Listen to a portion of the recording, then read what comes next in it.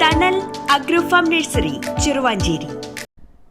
മട്ടന്നൂർ പഴശ്ശിയിൽ നിർമ്മിച്ച സർക്കാർ ആയുർവേദ ആശുപത്രി ഈ മാസം 20-ന് നാടിന് സമർപ്പിക്കും. നിയമസഭാ സ്പീക്കർ AN ഷംസീർ ഉദ്ഘാടനം ചെയ്യും. 17 കോടി രൂപ ചിലവിലാണ് പദ്ധതി യാഥാർത്ഥ്യമാക്കുന്നത്.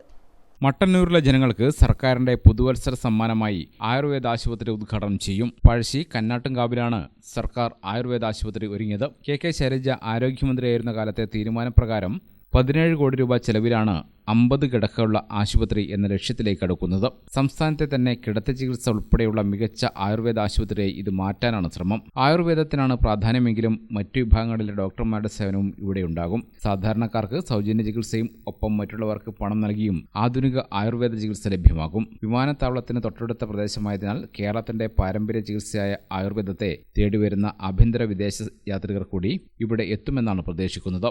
താഴത്തെ നിലയിൽ OP അടക്കമുള്ള സംവിധാനങ്ങളും 1, 2 നിലകളിൽ വാർഡുകളുമാണ് ഉണ്ടാവുക. കേന്ദ്ര പദ്ധതി പ്രകാരം ആദ്യം 9 കോടി രൂപയാണ് പദ്ധതിക്കായി അനുവദിച്ചിരുന്നത്. ഇത് തികയാതെ വന്നതോടെ 2 കോടി രൂപ കൂടി സംസ്ഥാന സർക്കാർ അനുവദിച്ചു. പിന്നീട് കേന്ദ്ര സംസ്ഥാന വിഹിതമായി 6 കോടി രൂപയും ചേർന്ന് 17 കോടി രൂപ ചെലവിലാണ് ആശുപത്രി നിർമ്മിക്കുന്നത്. Gramika news, Mattannur.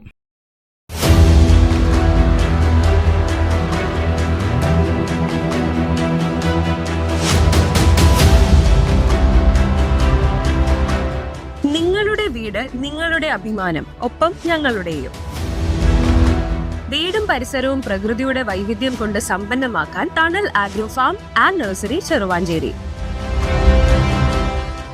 Bonsai, ornamental, exotic, indoor, outdoor fruit പ്ലാന്റുകളുടെ വിപുലമായ ശേഖരം. ലാൻഡ്സ്കേപ്പിംഗ്, ഡിസൈനിംഗ് ആൻഡ് ഗാർഡനിംഗ് രംഗത്ത് വിദഗ്ധരുടെ സേവനം.